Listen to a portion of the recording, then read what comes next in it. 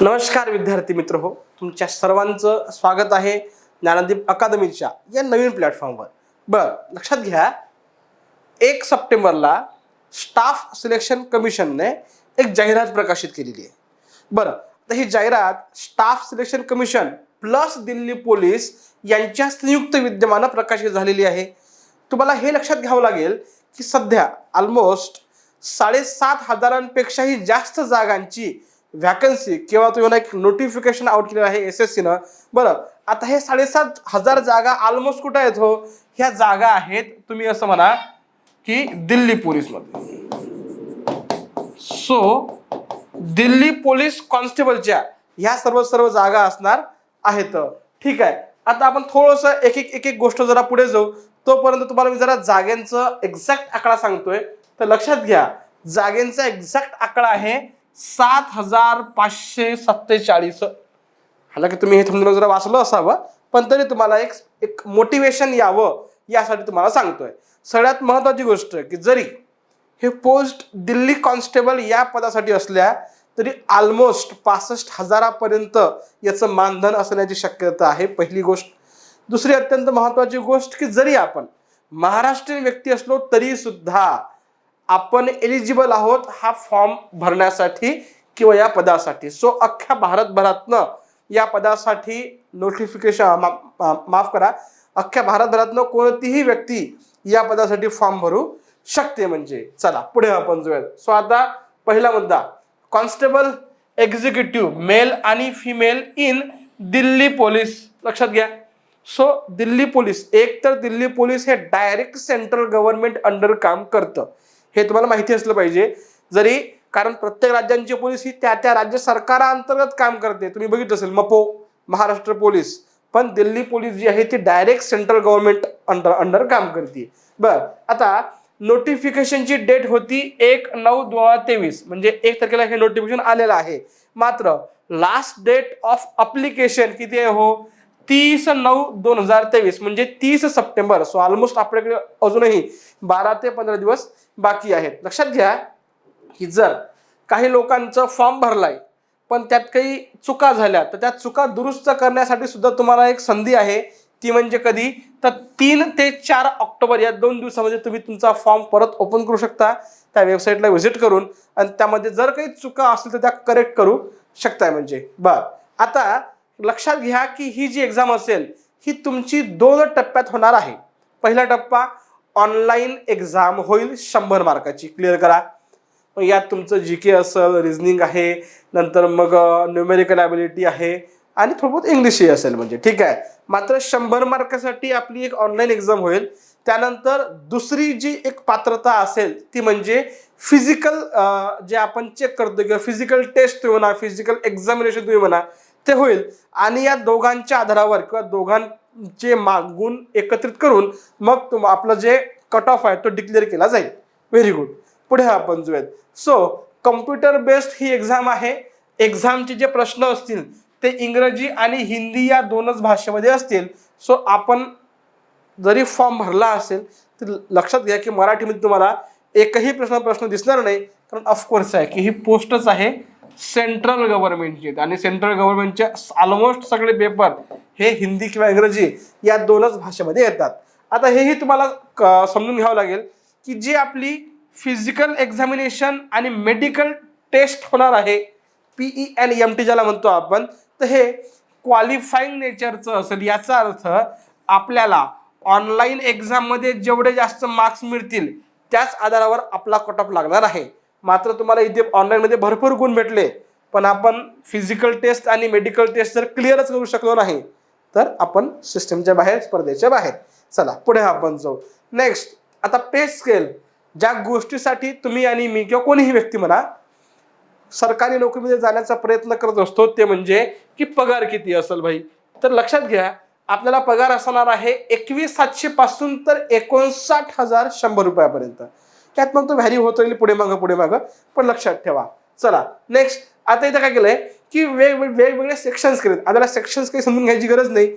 एकूण पोस्ट फक्त 7,547. काम संपलं. डन. पुढे जो ह्यात तेवढ्याच पोस्ट आहेत ज्या पोस्ट यावर्षी क्लरिकल होत्या म्हणजे आपल्या इथं. चला आता एक गोष्ट अधिक लक्षात ठेवायची आहे की ह्या जेवढ्या पोस्ट आहेत त्यापैकी प्रत्येक सेक्शन मधल्या 10% पोस्ट रिझर्व्ह असतील कोणासाठी, तर एक्स सर्व्हिसमॅन. मग केंद्र सरकारमध्ये वेगवेगळ्या सेक्शन्स अंतर्गत काम करणारे जे कुठले अधिकारी म्हणा किंवा मग जी लोक काम करत होती, जर त्यांनी ती नोकरी सोडली असेल आणि जर त्यांना इकडे यायचं असेल तर त्यांच्यासाठी की 10% जागा रिझर्व्ह असतील.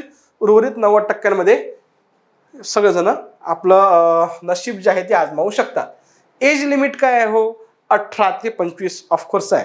त्यांना पाहिजेत कॉन्स्टेबल लेवलची लोक, सो ती यंग आणि डायनामिक असणं गरजेची आहे. त्याच्यामुळं 18 ते 25 ही अनरिझर्व्ह कॅटेगरीसाठी असलेलं एज लिमिट आहे. तुम्हाला 100% माहिती आहे की 3 वर्षाचं एक्सटेन्शन ओबीसींना असतं, तर SC ST यांना 5 वर्षाचं एक्सटेन्शन दिला जातं. चला पुढे आपण जाऊ. आणि स्पोर्ट्स पर्सनला वगैरे 5 वर्षाचं तुम्हाला एक्सटेन्शन भेटतंय म्हणजे ठीक आहे. चला नेक्स्ट पुढे आपण जाऊ. आता या सर्व गोष्टी म्हणजे आता आपण एवढं तर बोललो बाबा की पोस्ट कुठली असेल, जागा किती आहेत, जागा कुठे आहेत, कशा प्रकारचं काम आहे, कितल्या पोस्टला किती जागा आहेत. मात्र मिनिमम एज्युकेशन क्वालिफिकेशन किती लागते हो, लक्षात ठेवा किमान तरी 12वी असणं गरजेचं आहे, ज्याला आपण म्हणतो हायर सेकंडरी एज्युकेशन HSC. ठीक आहे. चला पुढे आपण जो तुम्हाला इथं असं पण दिलेलं म्हणजे लक्षात घ्या, एसेन्शियल क्वालिफिकेशन 10+2 म्हणजे 12वी तुम्हाला असेल कोणत्याही बोर्डातनं. मग तुम्ही CBSEची असा, NCERT असा, महाराष्ट्र स्टेट बोर्ड असा, हरियाणा असा, तामिळनाडू असा, काही फरक पडणार नाही. मात्र sons or daughters of serving किंवा मग काही रिटायर्ड जे दिल्ली पोलीसमधले लोक असतील, एक तर ते रिटायर्ड झाले किंवा सध्या काम करतायत, त्यांचा मुलगा किंवा मुलगी असेल तर त्यांच्यासाठी 1 वर्ष कमी म्हणजे 11वी हेच एसेन्शियल क्वालिफिकेशन असेल. मात्र एवढं फक्त लक्षात ठेवा की तुमच्या माझ्या सर्वांसाठी मिनिमम तरी 12वी असणं गरजेचं आहे, क्लिअर असणं तुम्ही गरजेचं आहे म्हणजे. चला नेक्स्ट पुढे जाऊयात आपण. नेक्स्ट, जर कुणाकडे NCCचं C certificate, A certificate, B certificate असेल तर त्यांना 5% म्हणजे C सर्टिफिकेट वाल्यांना 5% एक्स्ट्रा मार्क्स भेटतील एक्झामिनेशन मध्ये, B वाल्यांना 3% आणि A वाल्यांना 2% भेटणार आहेत. ॲडिशनल मार्क असतील ते. सोबतच ज्या अभ्यासकांनी किंवा ॲस्पायरंट्सनी त्यांची डिग्री किंवा मग पोस्ट ग्रॅज्युएट डिप्लोमा जर राष्ट्रीय रक्षा विद्यापीठ या विद्यापीठाने केलेला असेल तर त्यांनाही ॲडिशनल गुण भेटणार आहेत, फर्स्ट क्लास, डिस्टिंक्शनचे वगैरे वगैरे वगैरे. तुम्ही हे बघू शकता. यात सहसा आपण की बसत नाही, त्यामुळे आपण इथं काही जास्त डोकं लावत नाही. नेक्स्ट, अत्यंत महत्त्वाची गोष्ट की फी किती तुम्ही बघितली असेल तर सहसा जे सेंट्रल ज्या कुठल्या पोस्ट असतात, SSC म्हणा, UPSC म्हणा, याची एक्झामिनेशन फी तुलनेनं फारच कमी असते. इथेही असंच आहे की इथे फक्त 100 रुपये फी आहे प्रत्येकासाठी. मात्र शेड्यूल कास्ट आणि शेड्यूल ट्राईब्स आणि जे सर्व्हिसमध्ये होते यापूर्वी त्यांच्या जर मुली असतील, बरोबर, वुमेन कॅन्डिडेट्स आणि SC ST मधला कुठलाही कॅन्डिडेट याला कोणत्याही प्रकारची फी लागणार नाही. सो आपण असं म्हणू शकतो की अनरिझर्व्ड कॅटेगरी, इकॉनॉमिकली वीक सेक्शन आणि OBC कॅटेगरी यांनाच 100 फी भरावी लागेल, उर्वरित लोकांना नाही. चला पुढे आपण जाऊयात. आता पुढे मेन महत्वाची गोष्ट की काय आपल्या महाराष्ट्रात सेंटर आहे. गंमत अशी आहे की जर तुम्हाला दिल्ली पोलीस कॉन्स्टेबलमध्ये काम करायचं असेल तुम्ही इथं बसून तर काम करू शकणार नाही, कारण ते वर्क फ्रॉम होम तर आहे नाही पोलिसांचं काम. मात्र तुम्हाला जर एक्झाम द्यायची आहे तुम्ही महाराष्ट्रात सुद्धा एक्झाम देऊ शकता, जी ऑनलाईन एक्झाम असेल ते. नंतर मग फिजिकलचं काय होईल ते पुढच्या वेळी बघितलं जाईल. तर लक्षात घ्या की वेस्टर्न रिजन आपल्याला हे 100% माहिती आहे की आपण 4 झोन शिकलेलो आहोत. हालाकी किती 5 झोन आहे म्हणजे भारताचे, मात्र आपण 4 झोन शिकतो. 4 पैकी जो पश्चिम झोन आहे त्याच्यामध्ये आपलं महाराष्ट्र सुद्धा येतं. तर या पश्चिम झोनमध्ये आपल्या महाराष्ट्रात कोणकोणते सेंटर आहेत की ज्या ठिकाणी आपण ऑनलाईन एक्झाम देऊ शकतो. एक म्हणजे अमरावती, औरंगाबाद, जळगाव, कोल्हापूर. लक्षात ठेवा याच्या पाठीमागे याचे कोड पण दिलेले आहेत. 7 म्हणजे 7202, 7214, 72-3 हे तुम्हाला पाठ करावे लागतील. म्हणजे जर तुम्हाला जे कुठलं सेंटर निवडायचं असेल त्या अनुषंगानं. मुंबई, नागपूर, नांदेड, नाशिक आणि पुणे. सो महाराष्ट्रात जवळपास आपली जी ऑनलाईन टेस्ट आहे त्यासाठी 8 ते 9 सेंटर्स आहे. तुम्ही त्यापैकी कोणतंही एक सेंटर निवडू शकता म्हणजे. ठीक आहे. लक्षात घ्या की तुम्हाला 3 सेंटर निवडावे लागतील आणि त्यापैकी तुम्हाला कुठलं तरी एक सेंटर मिळेल. एकदा तुम्ही सेंटर निवडलं तर त्याच्यात पुन्हा पुन्हा बदल करता येणार नाही. नंतर परत प्रोसेस तुम्हाला आधी सांगितलं की एक असेल ऑनलाईन एक्झाम, त्यानंतर असेल फिजिकल टेस्ट आणि त्यानंतर तुमची असेल मेडिकल टेस्ट. खतम. या 3 पातळ्यांवर तुमची दिल्ली कॉन्स्टेबल भरतीसाठीची प्रक्रिया असेल. आता पेपर आधीही सांगितलं मी की पेपर हा 100 मार्कांचा असणार आहे.